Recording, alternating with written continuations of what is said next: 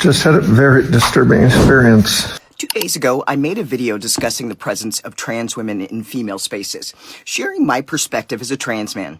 Throughout the video, I presented factual information and included links to supporting studies. I also addressed the realities that not all transgender women or men are inherently bad.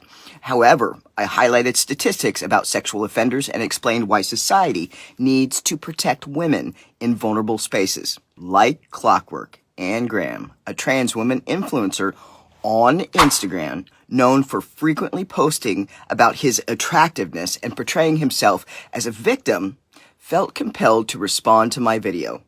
He often mentions that the Meta team and Instagram and Facebook reach out and praise him and reinforcing his sense of importance.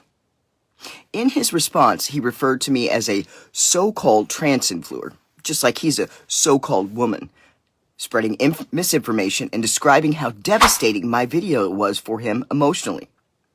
His tone was one of victimization, turning the focus onto himself and encouraging his followers to send him these disturbing videos. Yet I never mentioned him, nor was this video anything about him.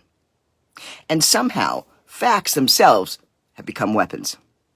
Now, Anne's response perfectly illustrates the point I made in the first video. There's a persistent need to frame everything as victimization with these people. She cloaks her reaction in loving intentions, claiming she doesn't want to fight.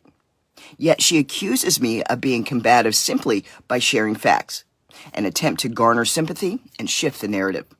This behavior is classic in gaslighting narcissism, underscoring why women need protection from men in these spaces.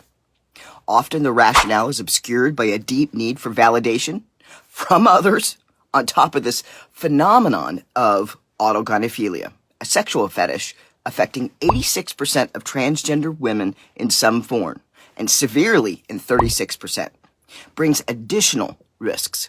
This manifests as men engaging in inappropriate behavior in women's bathrooms and committing sexual assaults in places historically designed as safe spaces for women in vulnerable situations.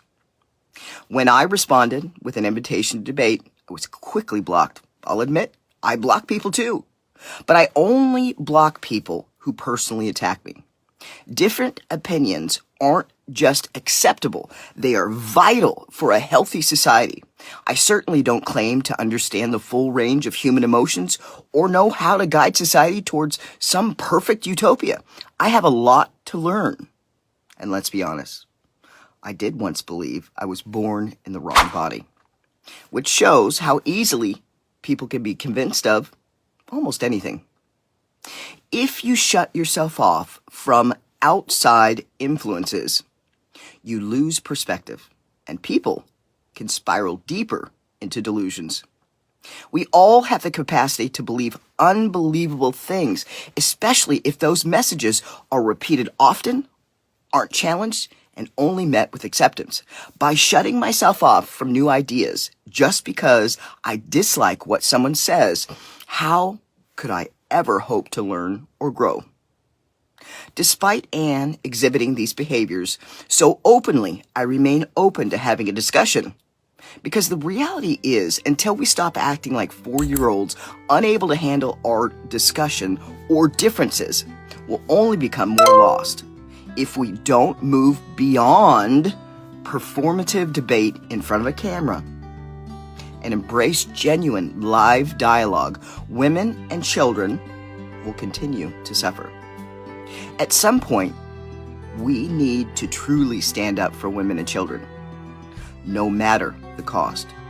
And another truth is, these costs are often negative. Changing hearts and minds isn't a profitable social media business model. It just isn't. It's quite the opposite. So all I have to say is, sir, the ball's in your court. Let's talk.